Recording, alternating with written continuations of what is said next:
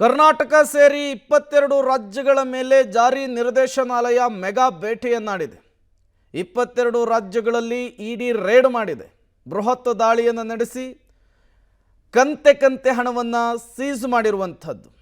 ಇಡಿ seize ಮಾಡಿರುವಂತಹ ಈ ಹಣದ ಬಂಡಲನ್ನು ನೀವು ಗಮನಿಸ್ತಾ ಇದ್ದೀರಿ. 12.41 ಕೋಟಿ ರೂಪಾಯಿ ನಗದನ್ನು ಸೀಸ್ ಮಾಡಿರುವಂಥದ್ದು.